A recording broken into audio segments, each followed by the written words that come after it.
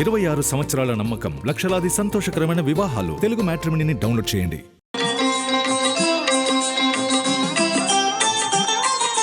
నమస్కారం. ఈరోజు జ్యేష్ఠ అమావాస్య మంగళవారంతో కలిసి వచ్చింది కాబట్టి దీన్ని భౌమ అమావాస్య అనే పేరుతో పిలుస్తారు. అలాగే ఈ రోజు నుంచి గురుమౌఢ్యమి కూడా ప్రారంభమవుతోంది. జ్యేష్ఠ పౌర్ణమి రోజు వటసావిత్రి వ్రతం పేరుతో మర్రి చెట్టును పూజించడం వీలు కాని వాళ్ళు జ్యేష్ఠ అమావాస్య రోజు మర్రి చెట్టును పూజించిన అద్భుత ఫలితాలు కలుగుతాయని స్కాంద పురాణం, భవిష్యోత్తర పురాణంలో చెప్పారు. అందుకే మహిళలు దగ్గరలో ఉన్న మర్రి చెట్టు దగ్గరకు వెళ్ళి మర్రి చెట్టు దగ్గర బియ్యపిండితో ముగ్గు వేయటం, మర్రి చెట్టు మొదట్లో పసుపు, కుంకుమ, గంధం ఉంచి పుష్పాలు ఉంచి మర్రి చెట్టు దగ్గర దీపం వెలిగించటం, ఒక పసుపు దారాన్ని మర్రి చెట్టుకు చుట్టటం, ఆ తర్వాత మర్రి చెట్టుకు ప్రదక్షిణలు చేయటం ద్వారా సంపూర్ణంగా భర్తకు ఉన్నటువంటి అపమృత్యు దోషాలన్నీ తొలగింపజేసుకోవచ్చు. కుటుంబంలో సర్వ సౌఖ్యాలతో విశేషమైన శుభ ఫలితాలు చేకూరటానికి కూడా ఈ పూజ అద్భుతంగా సహకరిస్తుంది.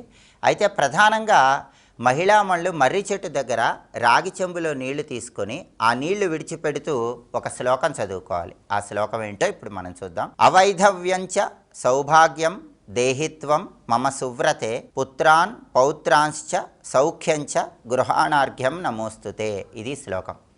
ఈ శ్లోకం విశేషమైన శుభ ఫలితాలను కలిగింపజేస్తుంది. అలాగే ఈ రోజు నుంచి గురుమౌఢ్యమి ప్రారంభమవుతోంది.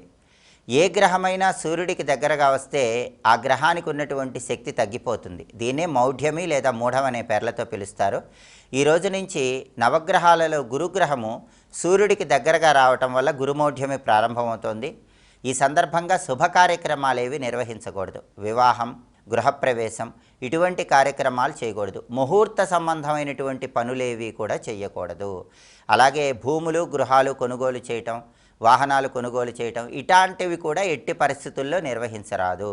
అలాగే అద్దె ఇల్లు కూడా మారకూడదు. ఆపద్ధర్మంగా అత్యవసరమైతే మాత్రం అద్దె ఇల్లు మారి పాలు పొంగించుకొని సత్యనారాయణ స్వామి వ్రతం చేసుకొని మళ్ళీ గురుమౌఢ్యమి పూర్తయిన తర్వాత ఇంకొకసారి పాలు పొంగించుకొని సత్యనారాయణ స్వామి వ్రతం చేసుకోవాలి. అయితే గురుమౌఢ్యమి సందర్భంగా గ్రహదోష నివారణకు జపాలు చేసుకోవచ్చు, దానాలు నిర్వహించుకోవచ్చు. మౌఢ్యమిలో దేవాలయ దర్శనం చేయటం ద్వారా గురుబలాన్ని పెంపొందింపజేసుకొని చక్కటి శుభ ఫలితాలను సిద్ధింపజేసుకోవచ్చు. కాబట్టి ప్రధానంగా జ్యేష్ఠ అమావాస్య, భౌమ అమావాస్య సందర్భంగా మహిళామణులు మర్రి చెట్టు దగ్గరకు వెళ్ళి రాగి చెంబులో నీళ్లు తీసుకుని అర్ఘ్యం ఇచ్చేటప్పుడు ఏ శ్లోకం చదువుకోవాలో ఇంకొకసారి చూద్దామా మరి. అవైధవ్యంచ సౌభాగ్యం దేహిత్వం మమ సువ్రతే పుత్రాన్ పౌత్రాంశ్చ సౌఖ్యంచ గృహాణార్ఘ్యం నమోస్తుతే.